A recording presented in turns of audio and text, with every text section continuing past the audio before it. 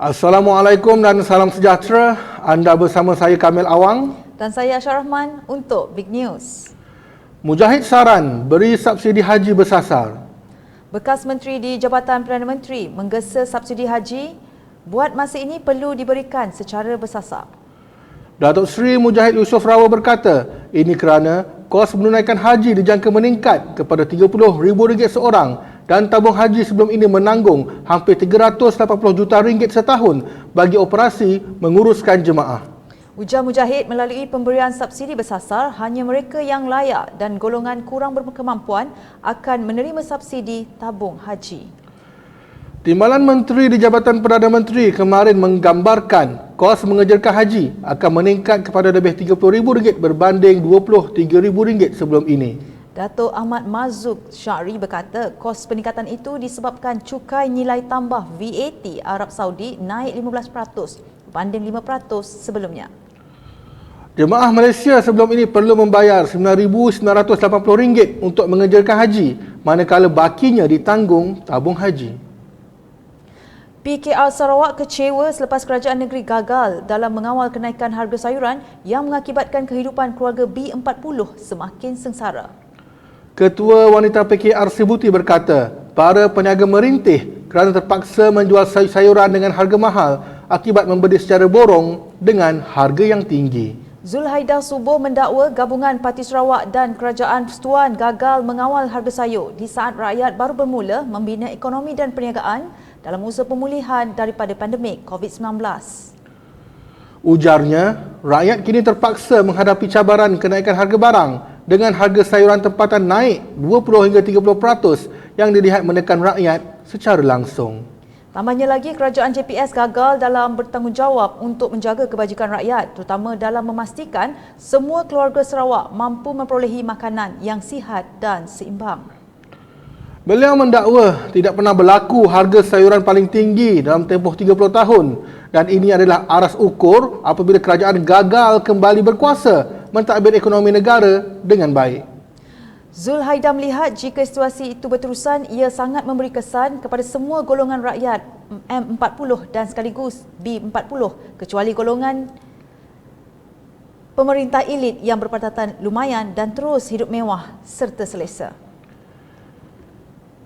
Kementerian Kesihatan hari ini mengumumkan sebanyak 4,087 kes baru dilaporkan dalam tempoh 24 jam lepas. Ketua Pengarah Kesihatan Tan Sri Dr. Nur Hisham Abdullah berkata, dengan angka terbabit, jumlah kumulatif kes COVID-19 di Malaysia sebanyak 2,227,903 kes. Semalam Malaysia mencatatkan 4,227 kes baru COVID-19, lebih rendah berbanding 5,007 pesakit yang sembuh daripada wabak maut itu. 29 pesakit dilaporkan maut semalam mencatatkan jumlah keseluruhan 30,309 orang. 96.8% populasi dewasa di Malaysia pula lengkap menerima 2 dos vaksin, manakala 85.9% remaja yang berumur 13 hingga 17 tahun lengkap divaksin semalam. Pelakon dan pengarah Eli Suriati memaklumkan beliau sudah menerima vaksin lengkap COVID-19. Bercakap kepada BBTV, Eli berkata beliau kini sedang sibuk menjalani pementasan teater Putrisan Tubong di Kampung Budaya Kuching, Sarawak. Pelakon drama 44 Hari Bangkitnya Pocong itu berkata beliau akur dengan permintaan suami yang juga pelakon, Azri Iskandar, untuk mengambil vaksin bagi membolehkan kerjaya seninya diteruskan. Eli, 51 tahun, sebelum ini berkeras menolak vaksin COVID-19, memikirkan mudarat yang bakal menimpa dirinya serta keluarga. Suaminya bagaimanapun mengambil vaksin tanpa pengetahuan Eli bagi meneruskan kerjaya sebagai pelakon. Ikuti wawancara Eli bersama BBTV esok tepat jam 3 petang. Bakal bergelik mengalunkan irama dangdut, Datuk Fazli Yaakob meminta cadangan peminat bagi menambah baik persembahannya hujung minggu ini.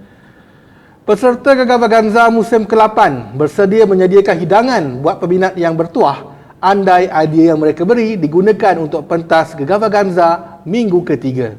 Fazli semalam mendapat tempat kedua corot selepas Niko dengan memperoleh markah 56%. Minggu ini, pemenang MasterChef Celebrity akan mengalunkan lagu yang sedang-sedang saja, nyanyian Iwan.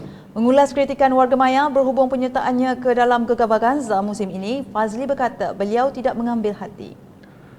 Katanya, sejak bergerak chef selebriti, sememangnya banyak masa dihabiskan di dapur. Namun panggilan menyertai Gegar Vaganza, satu peluang yang tidak mahu dilepaskan. Gegar Vaganza bersiaran secara langsung setiap Ahad 9 malam di Australia, dihoskan oleh Nabil Ahmad dan Jihan Musa. Sekian Big Update petang ini. Jangan lupa ikuti platform media sosial kami di Facebook, Twitter dan YouTube untuk mengikuti berita terkini. Sehingga berjumpa lagi. Salam hormat.